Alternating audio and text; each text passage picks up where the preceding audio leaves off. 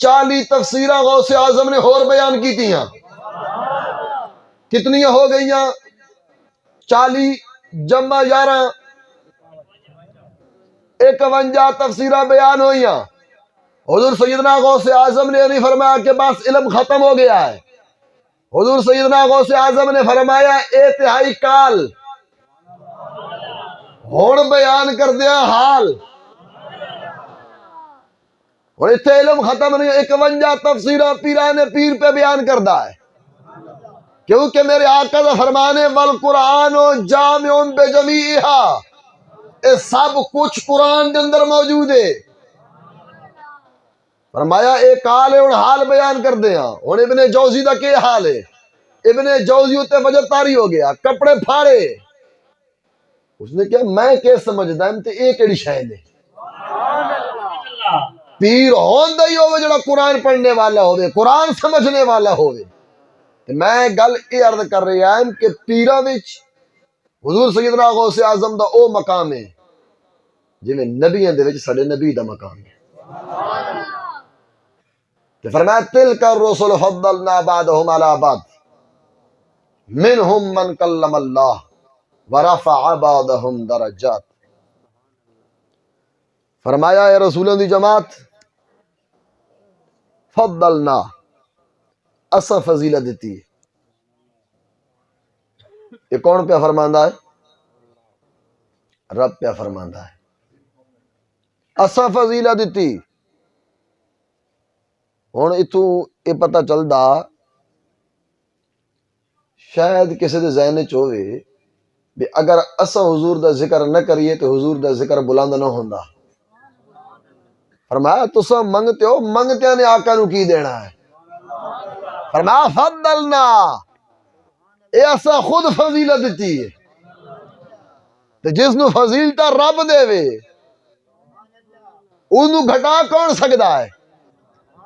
بھاویں ساری دنیا ٹل لاوے کہ اے دیا بجھ جائے.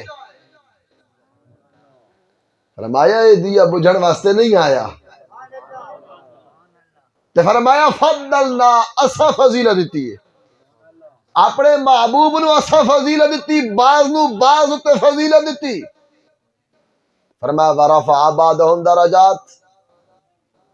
فرمایا انہاں نبیوں وچ ایک نبی ایسا بھی ہے جس نال رب نے ہم کلام ہوئے، رب نے کلام کیتا ہے. اور کئی رسول ایسے نے جنہاں دے اللہ تعالی نے درجے بلند کیتے. ایک گل نو میں چاڑ کے آنا ہاں، مینوں بخار بھی ہے تے میں زور تو بعد تقریر کر کے وام بچلو تو آیا، مینوں تھکاوٹ زیادہ، میرا گلا تو دس رہے ہو سی، لیکن میں کہنا گل نو چاڑا نہیں تے تساں چڑھ کے آؤ، کیونکہ تساں میرا زور نہیں ویکھنا، تساں لفظ ویکھنے نے کہ میرے آقا دی شان بیان ہو رہی ہے. تے فرمایا نبی رسول اسا بعض نو بعض تے فضیلت دیتی. تے فرمایا بعض دے نال اللہ تعالی نے کلام فرمایا، بعض دے درجے بلند کیتے. اور اللہ تعالی نے فضیلت دیتی. اور اتنے گل یاد رکھنا کہ نبیوں دی شان کس طرح بیان کرنی ہے، اس طرح نہیں کرنی کہ حضرت عیسیٰ علیہ السلام دا معاذ اللہ ثم معاذ اللہ مقام تھوڑا ہے، ساڈے نبی دا مقام زیادہ. اس طرح شان نہیں بیان کرنی، تھوڑے دی گل ہی نہیں. جتنے انبیاء نے تھوڑے دی گل کرنی ہی نہیں. رب کہندا جدوں میں خالق ہو کے مالک ہو کے میں انہاں نوں بنانے والا ہو کے میں کمی دی گل نہیں کردا تے تسی تو ہوئی غلام، تسی کیوں کمی دی گل کردے ہو؟ جدوں بھی شان بیان کرو کہو حضرت عیسیٰ علیہ السلام دا مقام براء البراء ہے. ساری دنیا بیان کردی راوے انہاں دی زندگیاں ختم ہو جان گیاں، اللہ دے نبی دا مقام کا محق بیان نہیں ہو سکتا.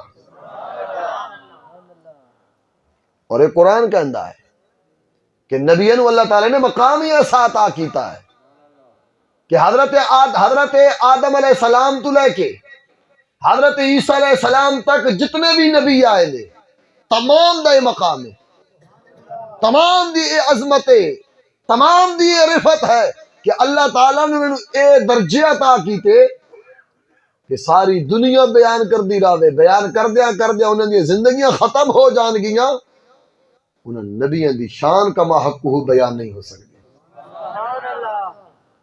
تو آگے فرمایا فضلنا بعضهم علی بعض منہم من کلم اللہ، کہ انہاں نبی رسولہ میں ایک رسول ایسا بھی آیا ہے جس دن رب تعالیٰ نے کلام کیتا ہے۔ وہ کلام کس دن آل ہویا؟ بولو تو صحیح ہے۔ حضرت موسیٰ علیہ السلام نال کلام ہویا، حضرت ابراہیم علیہ السلام نال کلام ہویا، لیکن اکثر مفسرین نے لکھا کہ اس تو مراد حضرت موسیٰ علیہ السلام، حضرت موسیٰ علیہ السلام نال کلام ہو گیا، فرمایا ورفع بعضهم درجات، گل ہو گئی ہے۔ فرمایا اساں کئیاں دے درجے بلند کیتے، اتنے ہی نہیں آیا ورفع بعضهم درجہ، ایک نہیں درجات، درجات جمع یار، اور جمع تین تو شروع ہو دیئے، زیادہ دی کوئی حد نہیں۔ اللہ تعالیٰ نے جمع دا لفظ استعمال فرمایا ورفع بعضهم درجات، فرمایا اس تو مراد امام الانبیاء، فرمایا میرے محبوب دی او رفعت او عظمت او بلندی، فرمایا جس طرح جمع دی کوئی حد نہیں، میرے محبوب دی رفعت بلندی دی کوئی حد نہیں۔ آج کوئی میرے محبوب دی رفعت نو تولے نہیں، ناپے نہیں۔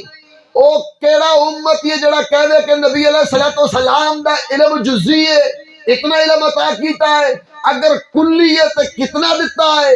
میں کہنا جڑا علم مصطفیٰ ناپے یا تولے او امتی کہلان دا حقدار نہیں، امتی وہی ہونا ہے کہ جتھے سارے علم ختم ہونے میں آقا دے مقام دی ابتدا ہوندی ہے۔ نعرہ تکبیر، نعرہ رسالت، نعرہ خلافت، نعرہ حیدری، شان و عظمت مصطفیٰ، شان و عظمت مصطفیٰ۔ علم مصطفیٰ نو ناپے، شان مصطفیٰ نو ناپے کہ شان مصطفیٰ عظمت مصطفیٰ کتنی ہے، تو سا نبی نو خدا دے نال ملا دیں دے ہو، ایہی تے شرک ہے۔